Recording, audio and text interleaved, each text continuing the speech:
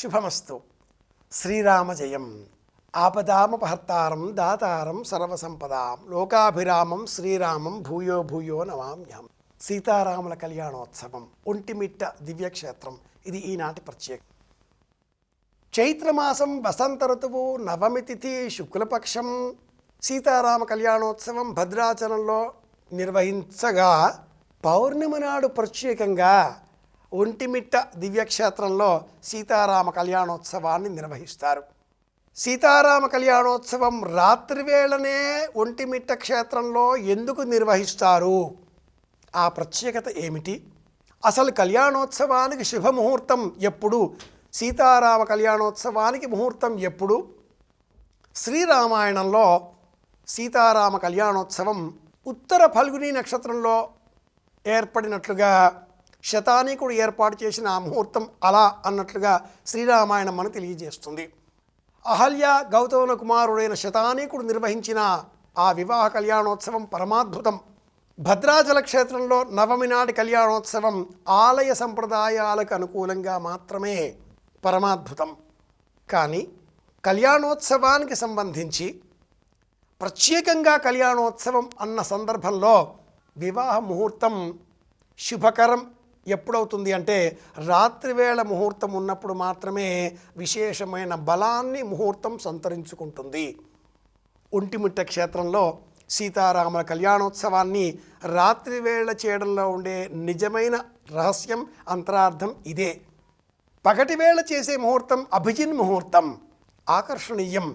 జనులందరికీ కూడా లోకోపచారాన్ని అనుసరించి, లోక ఆచారాన్ని అనుసరించి, లోకానికి ఉపకారం చేసే విధంగా అలా ఏర్పాటు చేశారు.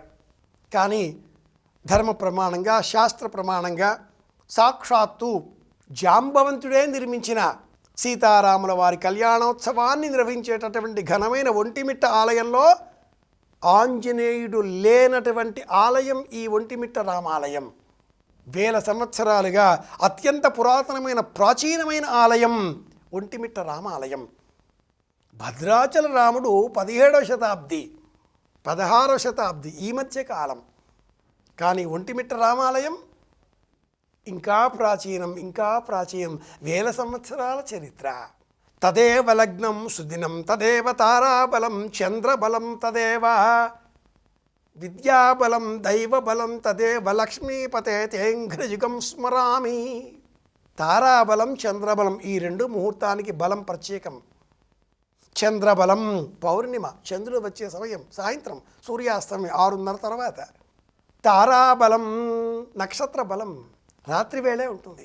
ఉదయం వేళ నక్షత్ర బలాలు ఉండవు.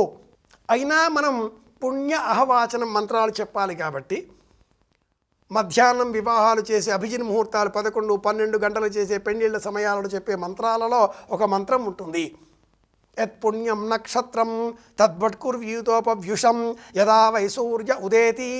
సూర్యుడు ఉదయించిన కారణం చేత నక్షత్రాలు కనిపించడం మానేశాయి, కనిపించలేవు, వాటి కాంతులు మనకు చేరడం లేదు. కానీ గణిత శాస్త్రం కారణంగా, ఖగోళ విజ్ఞానాన్ని ఆధారం చేసుకుని నక్షత్రాల గమనాలు తెలుసు కనుక ఈ ముహూర్తం మంచిది. ఈ మంత్రాన్ని నేను చెబుతూ ఈ నీటిని అభిమంత్రించి, ఈ అభిమంత్రించిన నీటితో కళ్యాణోత్సవాన్ని నిర్వహిస్తున్నాను అని చెప్పి ఉదయం వేళ చేసే వివాహాలలో ఇలా ప్రత్యేకంగా కళ్యాణోత్సవాన్ని నిర్వహిస్తూ ఉంటారు. ఒంటిమిట్ట రామాలయంలో సీతారామచంద్రమూర్తుల వారి కళ్యాణోత్సవం శాస్త్ర ప్రమాణం, పరమాద్భుతం, లోకానికి ప్రయోజనకరం. తారాబలం, చంద్రబలం ఉన్నటువంటి నేపథ్యంలో సాక్షాత్తు జాంబవంతుడే నిర్మించిన ఈ ఆలయంలో ఘనంగా జరగబోయేటటువంటి ఈ కళ్యాణోత్సవాన్ని మనం చూద్దాం. ఇది రహస్యం. అందుకే మన గృహాలలో కూడా వివాహాలు నిర్ణయించే సమయంలో అవకాశం ఉంటే సూర్యాస్తమయం తర్వాత ముహూర్తాన్ని నిర్ణయించడం శ్రేష్టం, శాస్త్ర సమ్మతం. ముహూర్తం మంచిది కావాలండి, ముహూర్తం మంచిది కావాలి. ముహూర్త బలం చూద్దాం. సీతారాముల వారి కళ్యాణోత్సవాన్ని చూచిన ఆనందంతో, పుణ్య బలంతో మన గృహాలలో కూడా వివాహం కానటువంటి యువతీ యువకులు వివాహాలు జరగాలి అని సంకల్పం చేద్దాం.